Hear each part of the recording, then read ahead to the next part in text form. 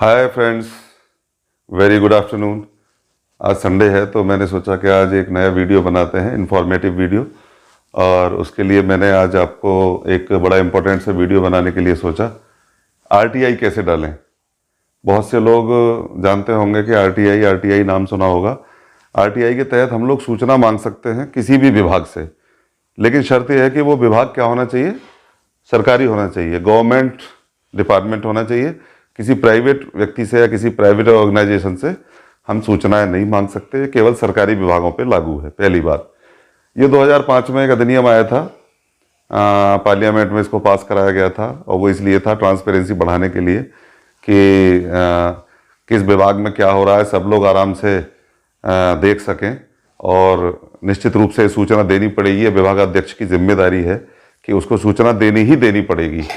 इसलिए इसमें कोई किसी तरह का डाउट नहीं है, बस आपको लिखना आना चाहिए। अगर आप प्रॉपर फॉर्मेट पे नहीं लिखेंगे, कायदे से नहीं लिखेंगे और उसकी सारी शर्तें पूरी नहीं करेंगे तो आपको इन्फॉर्मेशन नहीं दी जाएगी, आपकी एप्लीकेशन रिजेक्ट कर दी जाएगी। इसलिए इम्पोर्टेंट सा वीडियो है। घर बैठे आपको बहुत सारी इन्फॉर्मेशन मिल सकती है। कई बार बहुत बड़े बड़े काम ये आरटीआई कर देती है।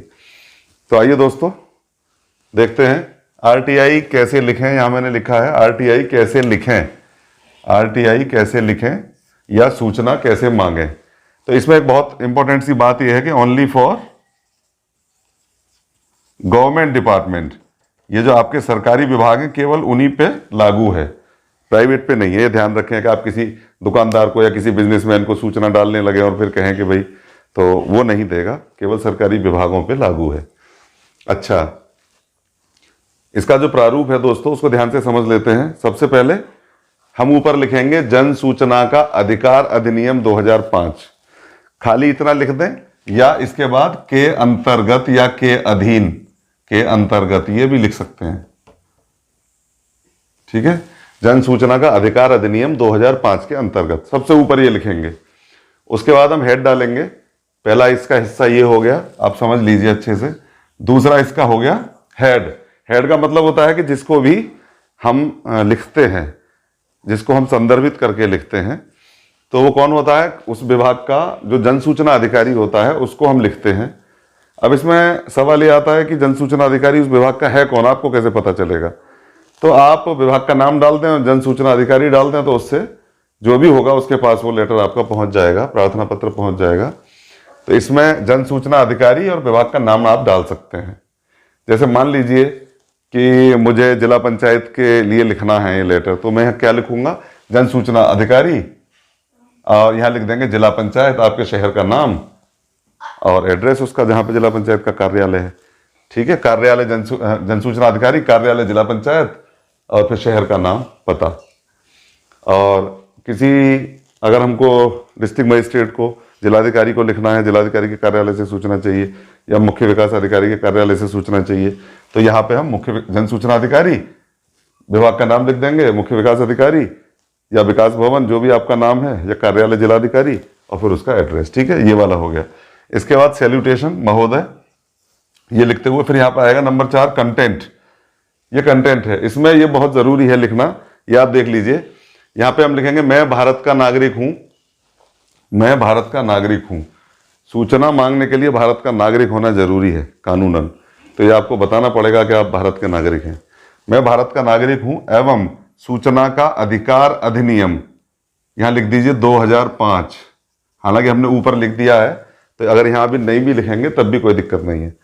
तो मैं भारत का नागरिक हूं एवं सूचना का अधिकार अधिनियम 2005 के अधीन अपने अधिकारों का उपयोग करते हुए निम्नलिखित सूचनाएं चाहता हूं। नंबर 1, जो भी आपकी सूचना है, पहली सूचना यहां पे लिख दीजिए कि आप चाहते हैं।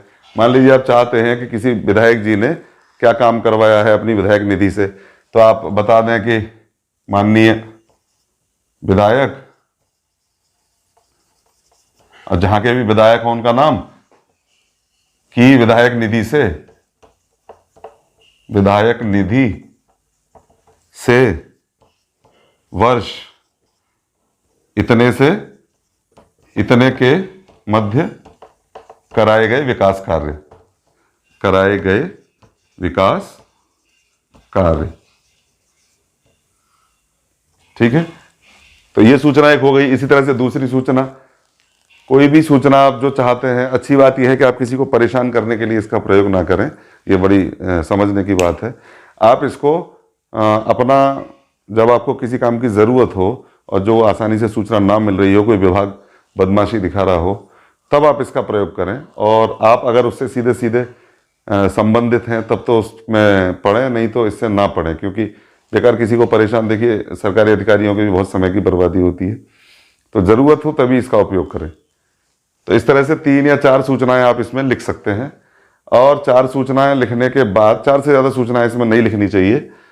तो 4 सूचनाएं लिखने के बाद फिर इसकी एंडिंग हम कैसे करेंगे, ये बहुत इंपॉर्टेंट है। अब आइए इसका एंड देख लेते हैं। मेरा चूंकि बोर्ड थोड़ा छोटा है इसलिए एक साथ नहीं आ सकता, तो अब मैं इसकी एंडिंग आपको बताता हूं। अब देखिए 5 एंड हम इसका कैसे करेंगे। यहां पे हम लिखेंगे, वो हमारा लेटर पूरा हो गया, उसके बाद एक लाइन हम छोड़ देंगे, और एक लाइन लिखने के बाद, छोड़ने के बाद फिर हम यहाँ पे लिखेंगे संलग्नक।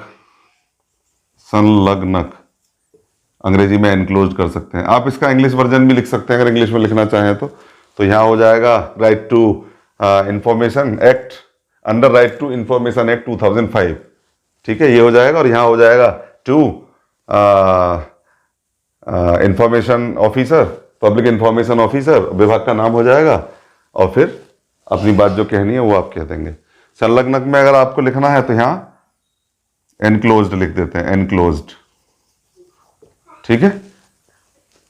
अब संलग्नक में हमें क्या लिखना होता है, 10 रुपीज पोस्टल ऑर्डर, और उसका नंबर, पोस्टल ऑर्डर का नंबर यहां पे लिख देंगे। ये बहुत जरूरी है। आप पोस्टल ऑर्डर के माध्यम से और भी कई तरीके से फीस दी जाती है, हम तो पोस्टल ऑर्डर का ही उपयोग ज़्यादा करते हैं। पोस्टल ऑर्डर लीजिए, और पोस्टल ऑर्डर पे नंबर होता है, उसकी एक स्लिप आप पे रह जाएगी, एक इस लेटर के साथ लग जाता है। उसमें लिखा जाता है कि आप किसको भेज रहे हैं, उसका नाम पता लिख के कॉलम उसमें होते हैं, और वो इस लेटर के साथ अटैच हो जाता है, और काउंटर फाइल उसकी रिसीविंग आपके पास रह जाती है। तो वो प्रूफ भी रहता है कि हमने पैसे लगाए थे। अगर ये 10 रुपये आप नहीं लगाएंगे, इसकी फीस है, अगर ये आप नहीं लगाएंगे तो आपको सूचना नहीं देगा कोई भी, इसलिए 10 रुपये ज़रूर फीस के रूप में संलग्न करें। और इसके बाद में सेंडर्स नेम,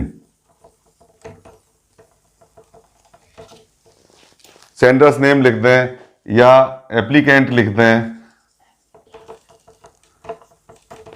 ठीक है ना, या योर्स लिख दें, या सिंसियरली लिख दें। कुछ ना लिखें तो ज्यादा अच्छा है, सिंसियरली आप यहां लिख दें, सिंसियरली। और यहां आपका नाम, मान लीजिए आपका नाम है रवि प्रकाश, तो यहां लिख दीजिए रवि प्रकाश। आप मान लीजिए दिल्ली 11 के रहने वाले हैं, तो यहां हो जाएगा दिल्ली 11, ठीक है।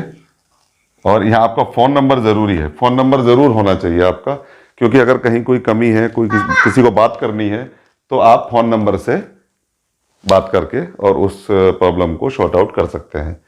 तो ये 5 कंटेंट मैंने आपको ये 5 हेडिंग के अंतर्गत बताया कि 5 हेडिंग अगर आप लिखते हैं, और यहाँ पे आप डेट भी डाल सकते हैं, नीचे सबसे नीचे यहाँ पे आप डेट भी डाल सकते हैं।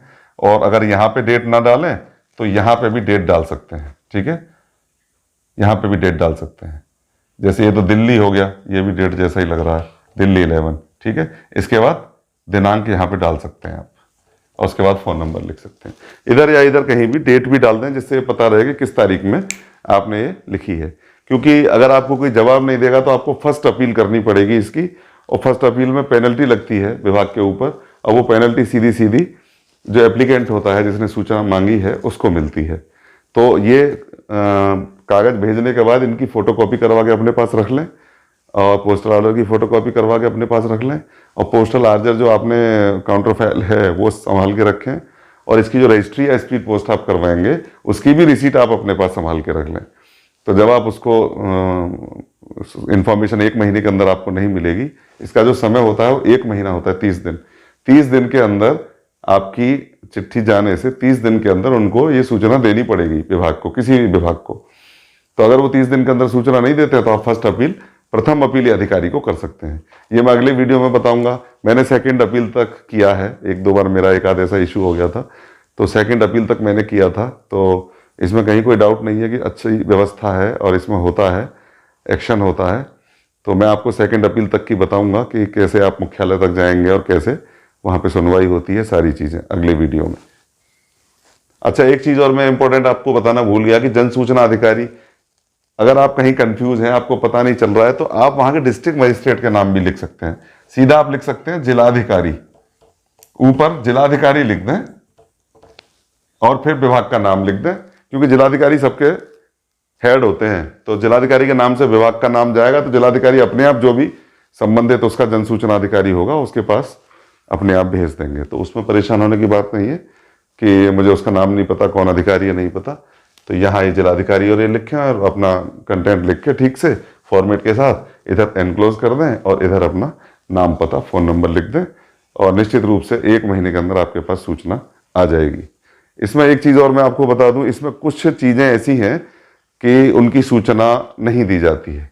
जैसे हमारे सिक्योरिटी अफेयर्स हैं, आप डिफेंस से संबंधित कोई सूचना मांगें कि भाई रक्षा मंत्रालय से कोई सूचना मिल जाए, तो नहीं मिलेगी आपको, डिफेंस इश्यूज, सिक्योरिटी इश्यूज़ की वजह से। बैंक से भी ऐसे कुछ जो सीरियस इशूज़ हैं, तो उससे आम आदमी का कोई मतलब भी नहीं होता, वो गवर्नमेंट के इशूज़ हैं। तो ये मैंने आपको इसलिए बता दिया कि कहीं आप ऐसे ही प्रयास करने लगें और आपकी मेहनत बेकार जाए, समय खराब हो, इसलिए। तो जो आपके विभाग हैं, जिनसे आप इंटरेक्ट करते हैं, जिनसे आपका लेना देना है, उन विभागों से आप सूचना ले सकते हैं। तो अगर मेरा वीडियो पसंद आया तो ज़रूर लाइक करिए, शेयर करिए, सब्सक्राइब करिए। मिलते हैं अगले वीडियो में। धन्यवाद।